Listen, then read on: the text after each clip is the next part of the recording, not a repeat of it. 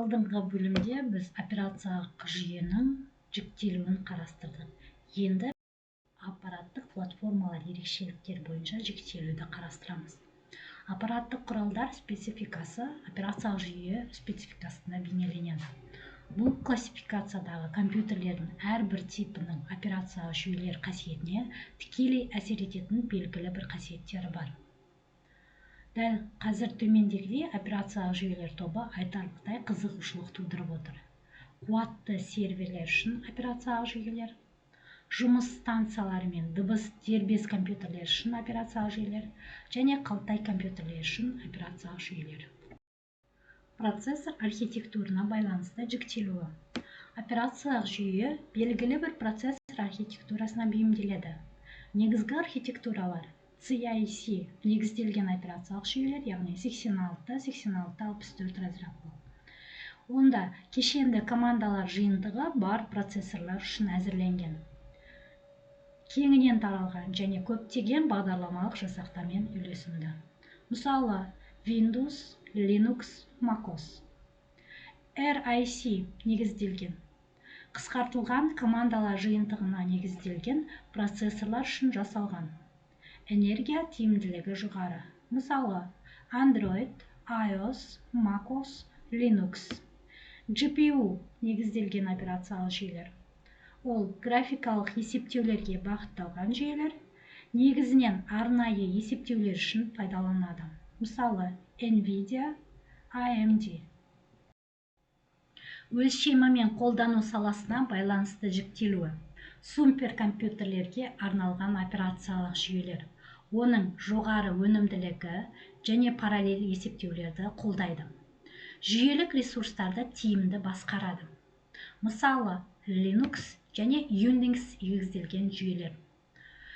Серверлік операциялық жүйелер. Ол деректер орталықтары мен желілік серверлер үшін оңтайландырылған. Көп қолданушы режимін және қауіпсіздікті қолдайды. Мысалы, Windows сервер, Ubuntu сервер. Жұмыс станцияларына арналған операциялық жүйелер. Ол кәсіби қолданбаларға арналған, яғни инженерия, дизайн, ғылым саласында. Мысалы, Windows 10-11 Pro, MacOS және Linux. Жалпы мақсаттағы операциялық жүйе. Ол дербес компьютерлер мен ноутбуктар үшін қолданылады. Мысалы, Windows 10-11, MacOS, Linux дистрибутивтері. Мобильді құрылғыларға арналған операциялық жүйе. Яғни ол смартфондар мен планшеттер үшін жасалған. Мысалы, Android, iOS. Кірістірілген операциялық жүйе немесе үлестірілген операциялық жүйе. Арнайы аппараттық жүйелер үшін оңтайландырылған. Аппараттық платформаларға тәуелділігі бойынша жіктелуі. Аппараттық тәуелді операциялық жүйе. Ол белгілі бір архитектураға немесе құрылғыға ғана арналған. Мысалы, iOS немесе PlayStation. Көп платформалы операциялық жүйе. Ол әртүрлі аппараттық платформаларда жұмыс істей алады. Мысалы, Linux, Windows және Android. Желілік және бұлттық платформаларға бейімделуі. Желілік операциялық жүйелер ол желілі құрылғыларды басқаруға арналған. Мысалы, Cisco iOS, яғни маршрутизаторлар үшін қолданылады. MikroTik Router, Janus бұлттық операциялық жүйе. Виртуалды машиналар мен контейнерлер үшін оңтайландырған. Мысалы, Google Fishsa, Amazon, Microsoft Azure. Үлестірілген операциялық жүйе. Үлестірілген операциялық жүйе тәуелсіз желілік байланысатын және физикалық бөлек есептеу түйіндерінің жиынтығындағы бағдарламалық құрал болып табылады. Олар бірнеше процессорлар қызмет көрсететін тапсырмаларды өңдейді.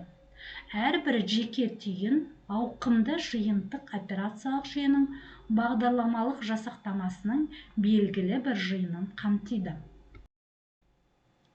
Үлестірілген операциялық жүйе есептеу жүйесінің масштабында бірыңғай операциялық жүйе ретінде болады.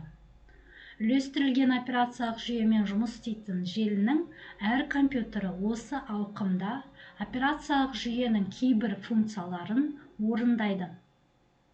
Үлестірілген операциялық жүйе желінің барлық компьютерлерін біріктіреді, себебі олар компьютерлік желінің барлық ресурстарын тиімді пайдалану үшін бір-бірімен тығыз байланыста жұмыс жасайды. Үлестірілген операциялық жүйе жұмысты әртүрлі өңдеу машиналарына динамикалық және автоматты түрде тарату. Желілік машиналар жиынтығын виртуалды процессор ретінде жұмыс істеуге мәжбүр етеді.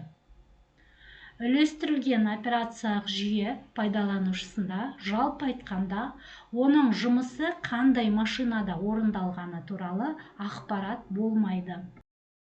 Үлестірілген операциялық жүйенің артықшылықтары мен кемшіліктеріне тоқталайық. Артықшылықтары: жоғары өнімділік және жылдам есептеу, ресурстарды тиімді пайдалану, жүйенің тұрақтылығы жоғары және оңай масштабталу мүмкіндігі бар. Кемшіліктері: жоғары күрделілік, яғни желілік байланыстарда басқару қиын болады. Қауіпсіздік мәселелері: ортақ ресурстарға рұқсат бақылау қажет. Жүйелі кідірістері өнімділікке әсер етуі мүмкін. Үлестірілген операциялық жүйе заманауи есептеу жүйелерінің негізі болып табылады. Олар үлкен көлемдегі деректерді өңдеу, бұлттық технологиялар, ғылыми зерттеулер және желілік есептеулер үшін кеңінен қолданылады. Операциялық жүйелердің аппараттық платформаларға бейімделуі олардың жұмыс тиімділігі мен қолданылу саласын анықтайды. Операциялық жүйелерді процессор архитектурасы, қолдану саласы, аппараттық тәуелділік және желілік мүмкіндіктері бойынша жіктеуге болады. Әртүрлі платформаларға арналған операциялық жүйе таңдау кезінде өнімділікті, қауіпсіздікті, ресурстарды тиімді пайдалану және қолдану саласы ескеріледі. Келесі бөлімде біз операциялық жүйе құрылымын қарастырамыз.